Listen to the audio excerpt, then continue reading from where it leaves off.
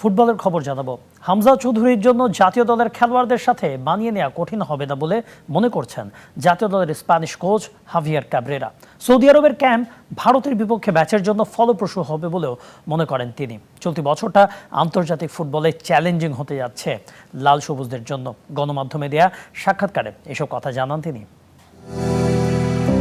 English footballer Hamza চৌধুরীর জন্য লাল সবুজের জার্সিটা গায়ে চাপানো এখন সময়ের ব্যাপার মাত্র।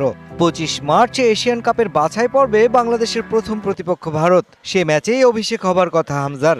তবে প্রশ্ন, টিম কম্বিনেশনটা হবে তো? আসলে হামজা অত্যন্ত বড় মাপের খেলোয়াড়। অবশ্যই সকল পরিবেশ ও পরিস্থিতির সঙ্গে মানিয়ে নেয়ার সামর্থ্য রাখেন তিনি।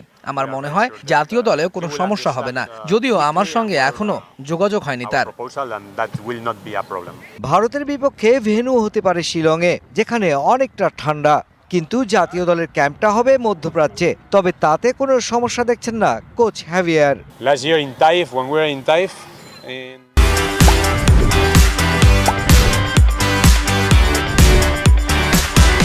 সৌদি আরবের তায়েফে সন্ধ্যার পর তাপমাত্রা হয় 10 ডিগ্রি, যা শিলংয়ের তাপমাত্রার কাছাকাছি। যদিও শিলং ভূপৃষ্ঠ থেকে উঁচুতে, তবে আবহাওয়ায় সমস্যা হবে না।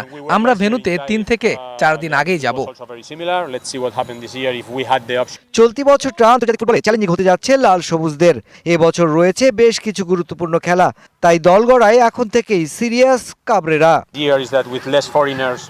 বিগত বছরগুলোর থেকে এই বছরটা চ্যালেঞ্জিং। জাতীয় দলে এবার সম্প্রতি বাদ পড়া ফুটবলার এবং নতুন মুখ দেখা যেতে পারে। জীবন ইব্রাহিমরা ভালো করছে। কিংস টেবিলে ভালো না করলেও ফুটবলারদের পারফরম্যান্স খারাপ না। বাফুফের সঙ্গে চুক্তি নবায়নের পর 2 দিন আগে ঢাকায় ফিরেছেন জাতীয় দলের Spanish coach হাভিয়ার Cabrera. Mushfiqur Rahman, DBC news, Dhaka.